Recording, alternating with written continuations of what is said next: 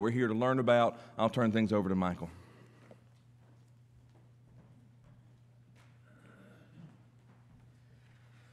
I'll gladly give my phone number out to anybody that would like to have some stories on Jonathan, too. And so I do really appreciate this good congregation. I've mentioned that last week. I was blessed to be here as well. But I knew of East Hill. I grew up coming here, and I've always known of this congregation to be very faithful and very strong. But it's been a privilege now to get to work with East Hill through the Scattered Abroad Network.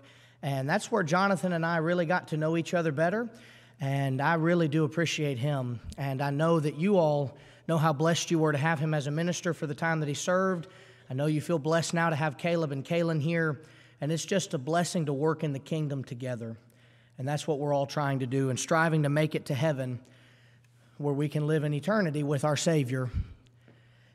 Today, as we think about Jesus standing before the cross, it's a daunting task. It's not an easy lesson to consider and to preach and to think about. But I want to point out to you by way of illustration here that when I was a little boy, nothing seemed more frustrating than when Dateline NBC or any of the other type of documentaries would come on the television, because my father loved those.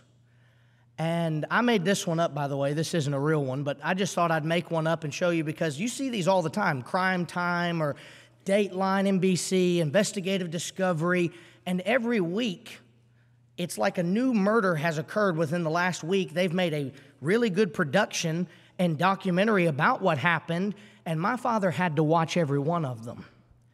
And then we had this thing called TiVo, where you could record television programs, and it got worse. Because now he can record all the ones that he can't watch live. And for a short period of time in our house, almost every night there was a documentary on. And I grew up despising documentaries. I didn't like them, didn't want to watch them. And I don't remember when this was exactly, but I remember sitting in my chair in my living room, and I caught myself reading the description of a documentary, entertaining the thought of watching it. And I thought, I am reading this on purpose. I am now truly my father's son, because just as he loves watching these things, I too now have become obsessed with documentaries, and I would even watch a documentary about how Heinz ketchup is made. And NBC would probably pay for the rights to do it too. I would watch that because it's just so interesting to me to see how things are made, to watch how stuff is made, put together. And it doesn't matter. If it's something that's entertaining, I'm going to try to watch it.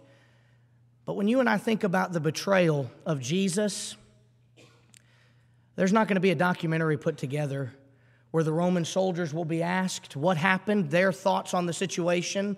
Jesus won't be questioned and given an opportunity to give his side of the story. You're not going to turn on NBC one night and find that. And so as we think about his life and his betrayal and his trials, I submit to you that he was innocent. You know that already.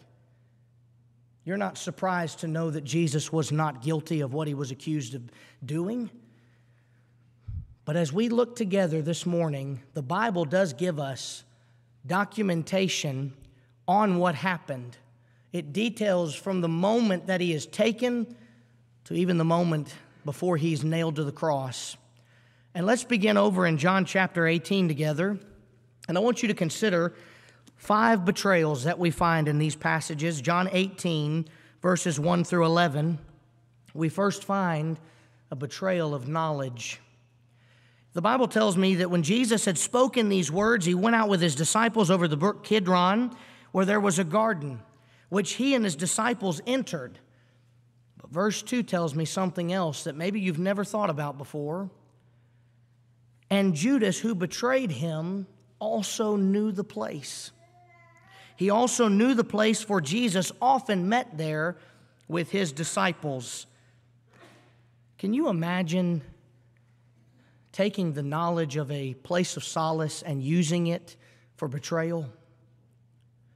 Judas was only able to know where all of the disciples were because this was evidently Jesus' favorite spot. He often took the disciples there. And so when Judas is going to betray him, He can say to all of the band that had been given to him, I know exactly where he is.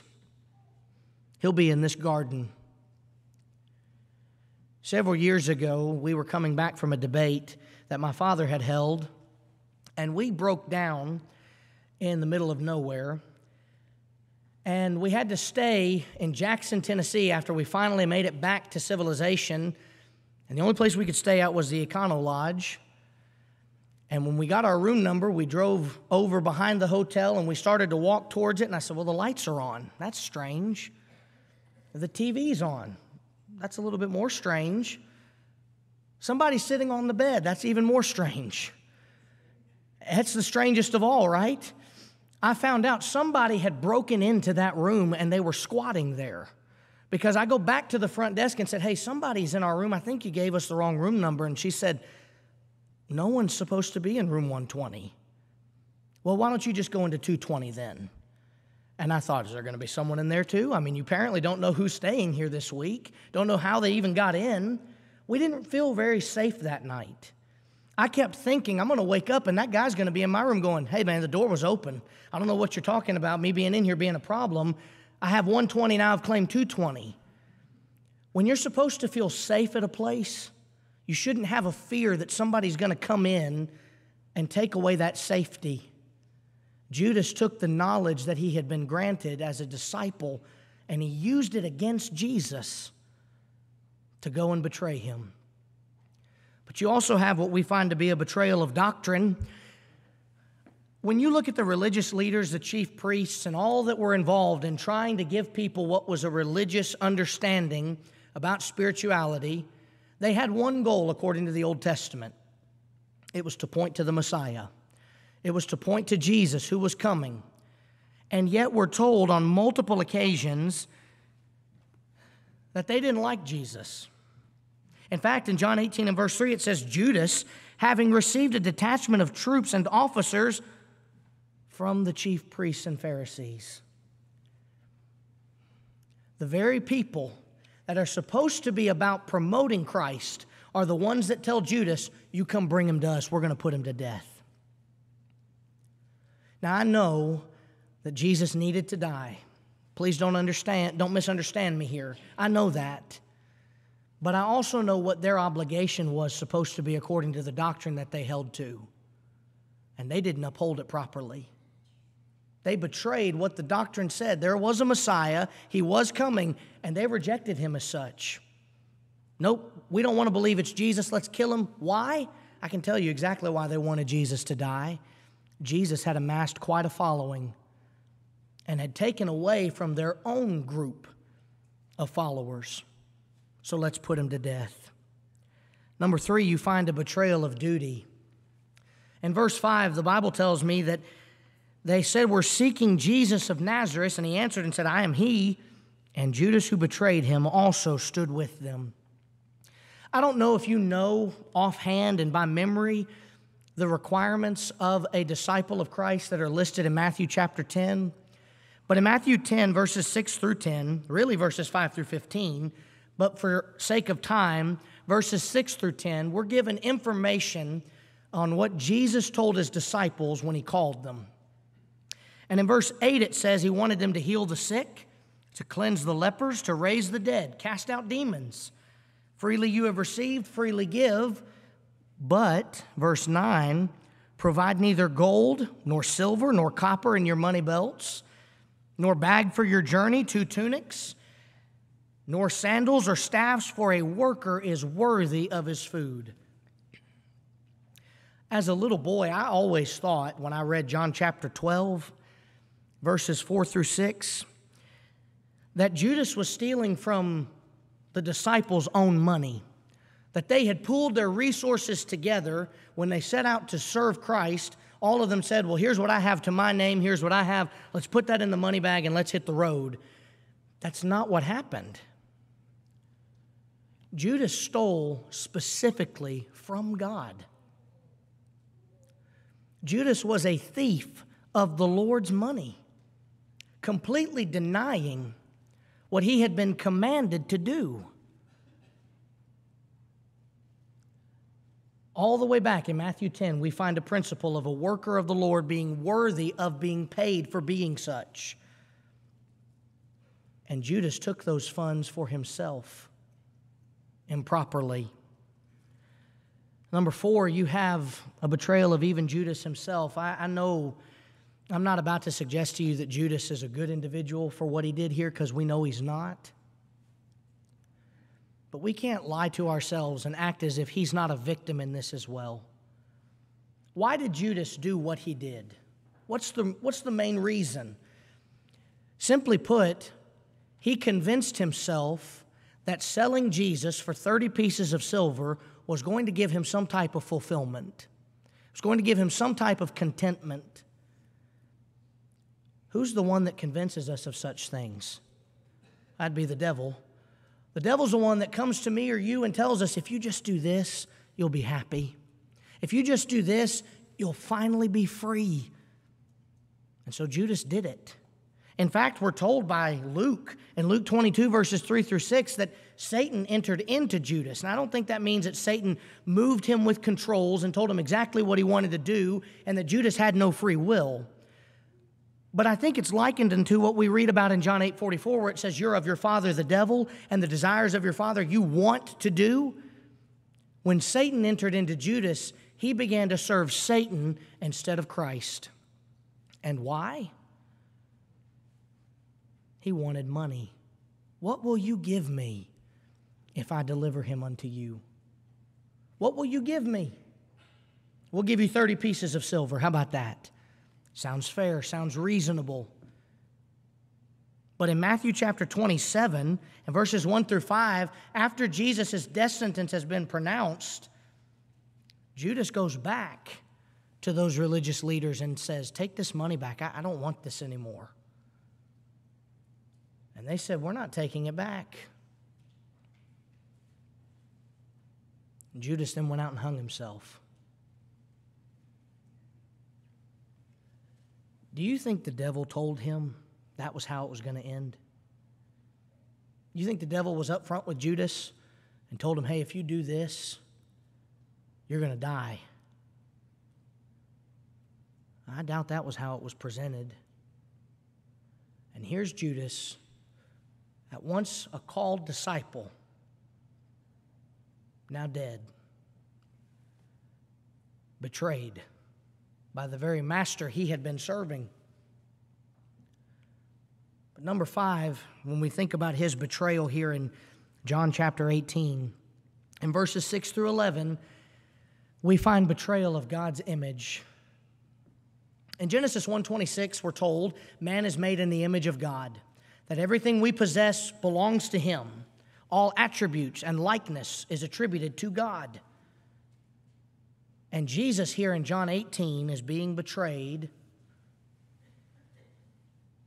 to absolve the first betrayers, mankind,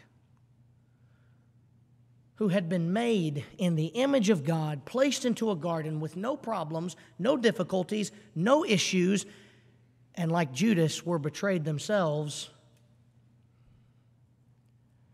They ate the fruit, and they betrayed the very God that made them. And we're told that God knew that was going to happen. According to the book of Revelation chapter 13, Jesus was a lamb slain before the foundation of the world. But here we are now. It's finally coming to pass. What is going to take place with his betrayal, his arrest, his trials, and even his death is all because of the first betrayal of Adam and Eve. At the time that Jesus is being led away, Peter decides this is enough, verse 10, and he takes a sword and he strikes the high priest's servant and cut off his right ear. Many commentators have suggested, and I think there's some truth to this, how do you know he was aiming to cut off his ear? That's pretty precise aim if he was truly trying to cut his ear off. It's very possible that he wasn't aiming for such and he just wasn't a very good swordsman, that he was trying to take this high priest's servant and kill him, but he missed. And Jesus takes this servant's ear. John tells us it's Malchus. And he puts the ear back. I would have loved to have seen that reaction. Here's everybody. We're going to kill him. Malchus loses his ear, and Jesus says, let me just fix that for you real quick. There you go. Good as new. Well, you're still coming with us. Can you imagine? And here's Malchus, puts his ear back, and here's Peter, and Jesus says to him, put away your sword, put it away. We don't need to do this. Do you know that if the disciples had valiantly fought and somehow had been able to defeat the band of troops that had been sent and kept Jesus from going to the cross, they too would have unwittingly and unknowingly betrayed Jesus? Because Jesus had been telling them for quite a time now, I'm going to die. Peter on one occasion, not so, Lord, you get behind me, Satan. I don't want to talk to you. I'm going to die, and you need to let me die. And so they lead Jesus away, and we're taken to his trials. Right now in our own country, there's a trial going on that has gotten quite the publicity, and everybody seems to be enamored by it in my generation. And I can understand that. You watch clips or highlight reels and you're learning about things and you're watching trial. All of us in this room have seen a trial take place, though, at one time or another, where justice was not truly served. Perhaps an individual that did nothing wrong is convicted. Or perhaps that individual who has done the very thing that they've been accused of doing has the best lawyers, and they're able to get off on a technicality and walk free. These 4 trials that we find recorded for us in the gospel account of Jesus' life. The first in John 18:19 through 23, where he's taken to Annas. And Annas, after Jesus has spoken to him in verse 20 and 21, he says, I've spoken openly to the world. I haven't kept anything in secret. I went to the synagogues and the temple. Why don't you ask those who have heard of me and have heard me preach and teach? You ask them what I said. And as soon as he finished saying that, he's struck across the face, and the question is asked, do you dare to answer the high priest so? Can you imagine striking deity? The man who, according to John 1 through 3, made you? And tell him, do you have the audacity to speak to this high priest like that? But that's what happened. And he says in verse 23, look, if I've spoken evil, present some witnesses. If I haven't, why are you hitting me? And so they then take him to the Sanhedrin. Matthew 26, 59 through 66 tells us that these individuals were more concerned with catching him in a lie, and they couldn't find anybody that could bear witness that was truthful. And finally, they found 2 people that would bear false witness, and they took those 2 individuals and they pronounced the death sentence upon Christ. And they send him on to Pilate. Pilate asks Jesus some questions. He'd heard the accusations regarding him, and he even asked, are you the king of the Jews? Jesus didn't shy away from responding, but he said, it's as you say, yes, as you said it. In John's account, Jesus went on a little further and asked Pilate, are you asking for yourself or because of what others have told you? John 18, 34 through 36. Matthew and Mark point out that Jesus was being accused, but he didn't answer anything of his accusations, much to Pilate's surprise. And to the very small amount of credit that you can give to Pilate, he says of Jesus in Luke's account and in John 18:38, I find no fault in the man. But he kicks him over to Herod. He finds out that he's within Herod's jurisdiction, Well, then let's let Herod deal with it. And Herod was excited that Jesus was coming because he had supposed that he would perform a miracle for him. And when Jesus didn't do that, they take him and mock him. They put a robe on him, and they send him back to Pilate. And from that day forward, a political friendship had been formed between Herod and Pilate. They had at once been enemies, but Luke 23:10 through 12 tells us now they're friends. I didn't write this next section part here in the manuscript, and I'm kicking myself for not putting it in there and categorizing it this way. But then Jesus was tried before the people too. Because Pilate says, look, we have a custom. We can release somebody today. Do you want to release Jesus or Barabbas, a thief by brutality, or simply put, a murderer? And there's a chance. A small one, but there's a chance for the people to say, this has gone too far. He's done nothing wrong. We shouldn't do this. You release Jesus to us. But they said, no, give us Barabbas. And Pilate says, well, what do you want me to do with Jesus, who's called the Christ? What do I do with him? Kill him. Why? What evil has he done? And they began to chant, crucify him, crucify him.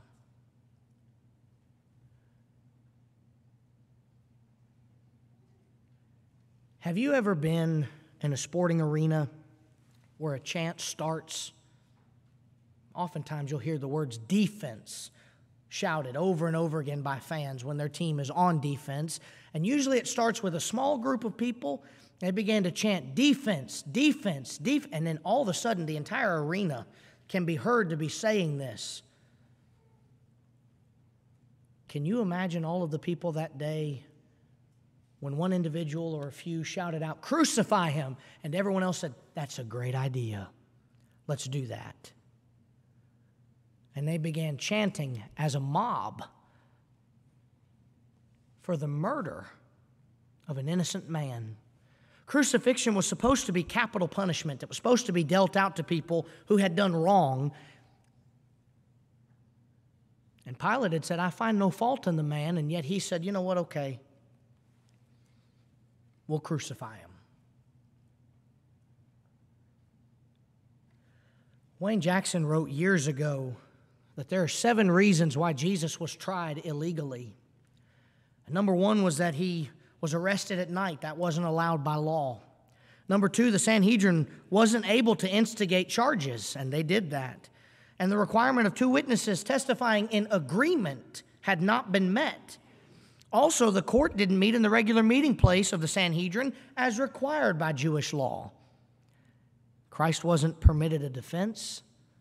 And as I mentioned earlier, the Sanhedrin pronounced a death sentence, which during Roman captivity they weren't allowed to do. How many laws do you have to break just to kill an innocent man? How many people do you have to try to find to bear false witness just to kill an innocent man?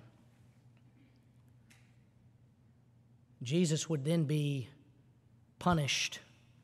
He was beaten and mocked. Matthew 23, 67 through 68, Mark 15, 16 through 20, and Luke 22, 63 through 65, as well as John 19, 1 through 3. And I'm thankful to Jonathan for finding a way to fit this into the book, because I found this in the Texas Heart Institute, which talks about the head being the most vascular part of the body. I'd heard that growing up all the time, that it bleeds more profusely than any other part. But then I found this picture, and what you notice is what's in blue here, my left, your right. I think, yeah, that would be right. Is the veins that reach up through the top of the head. You know what the jugular vein is. Do you know you had an internal one too? That comes all the way up into the center of the head. On the other side, the red, what's outlined there are the arteries that come all the way up through the head. And this crown of thorns is not what you'd see depicted as just a little kingly crown. It was more than likely a helmet. They had perfected torture. They wanted to torture people, and it would have covered most, if not all, of the top of the head, going down even to the back of the head. Can you see now why it bleeds more profusely than any other part? Can you see now why it's a problem for a head injury to occur? An internal jugular vein that can be pierced by these thorns and blood is just pouring out. And he's scourged too.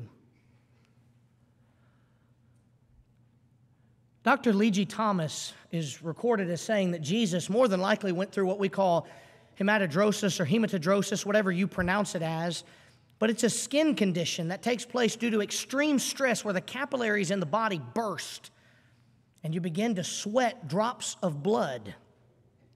Coincidentally, the only account that we find Jesus' sweat being attributed to blood is Luke's, the physician account. But it makes the skin incredibly tender and easily broken. And in the Journal of American Medical Association, the following was said: the severe scourging with its intense pain and appreciable blood loss most probably left Jesus in a pre-shock state. Moreover, hematodrosis had rendered his skin particularly tender. The physical and mental abuse meted out by the Jews and the Romans, as well as the lack of food, water, sleep, also contributed to this generally weakened state. And he concludes by saying, Dr. W. Edwards, therefore, even before the actual crucifixion, Jesus' physical condition was at least serious and possibly critical. We haven't even nailed him to a tree yet.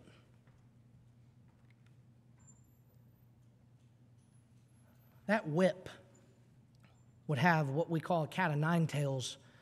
It'd have 9 strips of leather that would have attached to it pieces of broken bone, stone, glass, whatever else they could find that was sharp. And it served one purpose: rip the flesh. And they had gotten it perfected to a point where they could expose interior organs and you'd still be alive.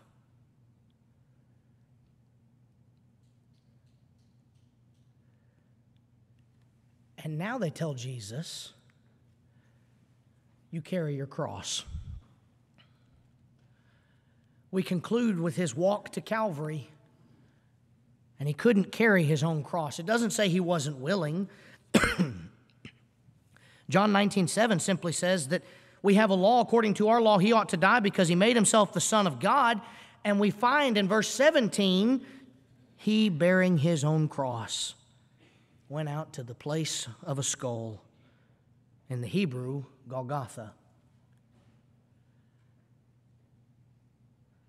Often you and I read passages about us bearing our cross, and I'm not quite sure at times we truly appreciate what that image is supposed to look like, because this is the image that we're supposed to have. Here is Jesus, miserable, worn down, beaten up, bleeding profusely. Now you carry your cross too. He could have made legitimate excuses about why he shouldn't be doing that. He could have refused to do so. No, you carry that. I'm not doing that. It's bad enough I'm being put to death. You want me to carry my own instrument of death too? But not a complaint is made by Christ in doing this. And somebody had to come take it from him.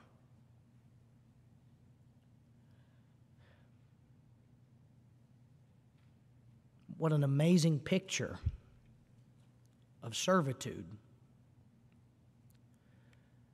He was mourned and lamented after in Luke 23 and verse 27.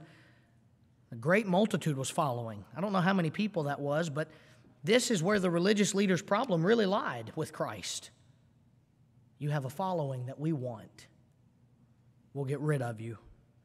1 Peter 2:22, never broke a law, never did anything to deserve what was given to him, but killed all the same. And in truth, the only crimes that were committed from the events of Judas's kiss to Jesus' last breath on the cross were the fact that Jesus died. That's it. And he showed love and concern for the people that were there. And he spoke to these women, Luke tells us. And he says, if they do these things in the green wood, what will be done in the dry? Luke 23:31. This is a reference to the Jewish individuals and how they were conducting themselves. And he's basically saying, if they're going to do this when things are easy, what are they going to do to you when life isn't easy? Here's Jesus about to die, and he's looking at these women and saying, you be careful. I'm worried about you. I'm concerned. Let me give you some warning. And then he was led to his death. Luke 23 and verse 32. Luke ends his section on the walk to the cross with the following passage.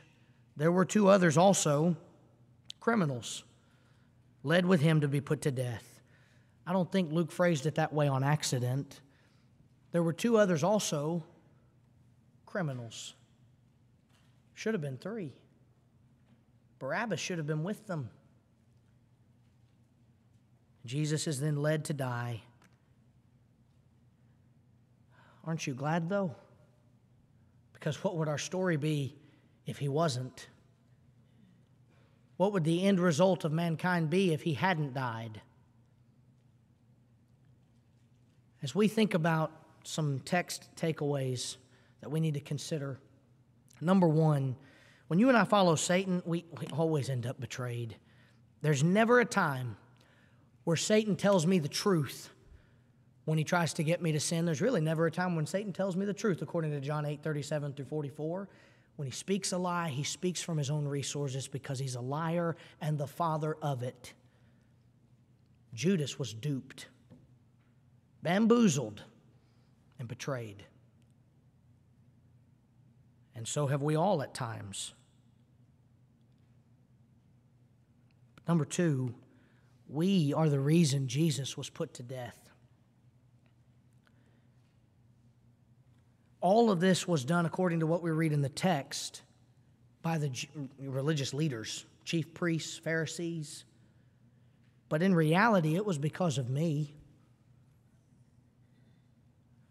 I murdered him, called for him to be killed, scourged him, slapped him, mocked him, beat a crown of thorns into his skull, and took great pleasure in the fact that he was put to death. And I am guilty and worthy of the punishment that is deserving of such a crime. But so are you, because you did it too. I don't know, truthfully, how to explain that type of love. I can tell you that I'd die for my family, but that's easy to say. I can tell you that I would push any one of you out of the way. That's easy to say. But I get a lump in the back of my throat when I say I'd do it for an enemy. Because that's not easy. And that's what Jesus did. Died for us, Romans 5, 6 through 8, who were not worthy of such a sacrifice. But he gave it to us anyway. And so finally, where's our dedication? Picture it for me one more time. There's Jesus bearing the cross that would be his ultimate demise. Bloodied, bruised, exhausted, broken and struggling, and yet carrying it all the same. An illustration of dedication. And we too have been given that same command according to the verses that are on the screen here. Matthew 10:38, 16:24, Mark 8:34, 10:21, Luke 9:23, and Luke 14:27. Do you understand what he was saying? When he says, deny yourself, pick up your cross, and follow me. Do you have the true picture? Because in all honesty, if Jesus had to get down on his hands and knees and push that cross to Calvary, he would have done it. Somebody had to take it from him. Why does it seem to be that we're not willing to bear our own crosses? Do we really grasp the mindset that's necessary for such a task?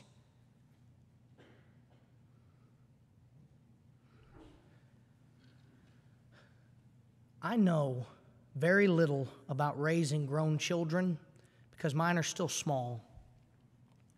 But I know a whole lot about being raised by godly parents. And the dedication that was instilled upon my family by my mother and father growing up was one that it doesn't matter what extracurricular activity that I had, doesn't matter what school assignment needed to be done, we were going to be at church. Brethren, your child's probably not going to go pro. And even if they did, do you really want their understanding about righteousness to be attributed to, well, ball comes first, school comes first, work comes first, everything but Christ comes first, while Christ is carrying a cross that he doesn't deserve to carry, so I can have a chance to live?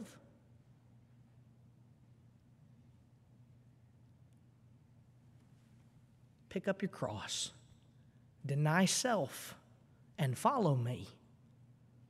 He said it long before this would ever happen, long before he would ever do it. And yet he gave us an understanding of what Jesus standing before the cross is really all about, and it's this: betrayal or selflessness. Will I put my needs in the back seat, or will I betray him? We often sing the song as we close, can he still feel the nails every time I fail? Can he hear the crowd cry, crucify again? Am I causing him pain when I know I've got to change because I just can't bear the thought of hurting him? But I have sung that song before and I haven't meant a word of it, I can tell you honestly. Because I've done the very thing I said I don't want to do. Betrayed him over and over again. But if I can take anything away from what him standing before the cross really gives me an understanding about, it would be this: pick up my cross and serve him instead of serving self, instead of serving any type of other deity that I might create in my life, these little g gods that we know of. Serve him. That's what serving Christ is supposed to look like. Not a golden cross that we sometimes put around our neck, but one that is marred with the blood of our Savior. Willingly, so that I can have a second chance that I don't deserve. Jesus stands before the cross, but aren't you glad that he does and that he did?